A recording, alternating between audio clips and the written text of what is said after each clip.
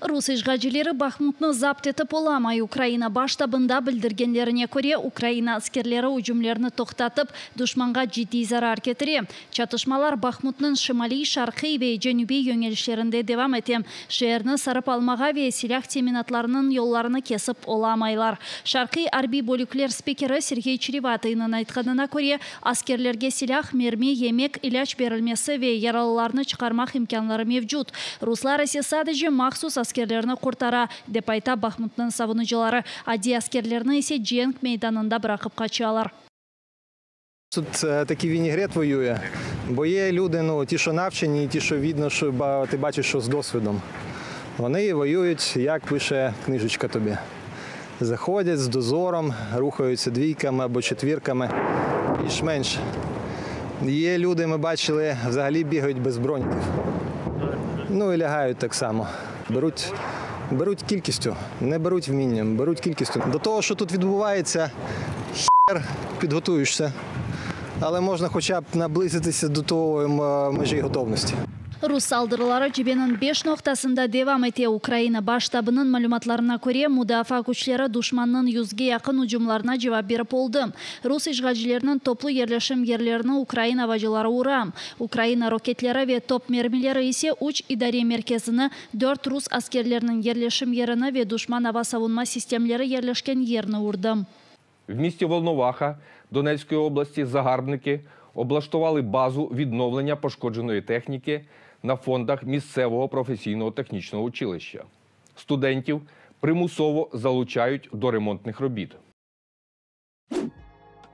Рус арбилерінің колонналар Новая Каховка ве Армянск жыварларында әрекет ете. Бойлеже ишгалчы комутанлар Украина аскерлерінің шашыртмаға тырыша деп хайдетелер Украина баштабында. Ишгалчы арбилері се бұл кыбы әрекетлерінен мемнун дегел. Хусусан яқыжы масраф еткенлері ве бұл кыбы әрекетлерінің манасы солғанын аңлағанлары үшін.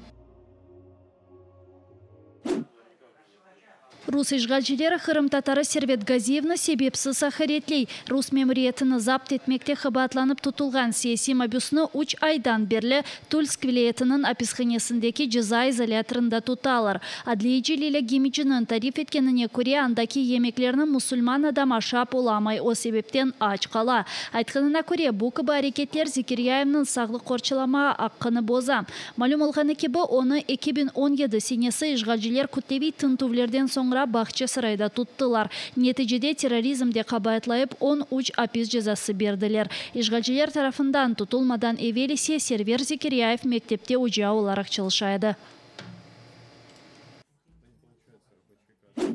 Херсон вилаетінің ишгал етілген территорияларындан екенге чықыш Қырым оларақ сақланылмақта. Бұл ақта Херсон вилаеті шурасы рейсінің муавины Юрий Соболевский білдірді. Русларның тешкерулері ве фильтрациясына бақмыдан Херсонның сол тарафында яшағанлар ишгал етілген топрақларыны терк етмек істей. Соболевский айтқанына көре инсанларның бұл кыбы ниетлері балаларны юна армиядан озлерны есе ишгалчыларының шиддетінден қорчаламақ себебіндендір. Қырым üzerinden инсанлар башқа өлкелерге кете, яда Украинаға қайталар. Сөз сырасы базы иханетчілерді өзлеріні құртара. Олар Русия топрақларына көчелер, ама анда да иханетчілеріні кемсе істемей. Там вони нікому не потрібні. І вони з цим зараз постійно сталкиваються. Да? Вони потрібні для того, щоб вони залишалися на окупованій території тимчасово і тут щось зробили. Коли вони намагаються отримати відповідні посади в державних органах Російської Федерації, як правило, це відмова і потім ще й якась виховна робота в самому цьому органі, щоб вони там залишалися на місці і не проявляли таких ініціатив. Залужныйның имзасы олған Лысичанскның байрағы Хырым татар тамғасы ресім етілген мермилер ве 50-ден зияде дигер лотларны Зафер Сенден башлай адлы хайрие аукционында саттылар. Бұл Киевның Дарницкий ве Абалонь район мемориетлерінің лейхасыдыр. Топланған параларының бір қысмыны бұл районларының территориаль мудафа батальонларына бережеклер. Айны заманда арби ярдымны ве кереклі тейджизат ярдымларыны Украина силялы куветлері атеш ачув аскери бөлгіне де бермелелер. Ми навпаки із заліза, яке залишається після них, робимо витвори мистецтва. Тому цей благодійний аукціон якраз спрямований на те, щоб всі лоти, які будуть тут розіграні, перетворились на транспорт, тепловізори, дрони для наших Збройних сил. І разом ми всі цими діями наближаємо мир в Україні після нашої перемоги.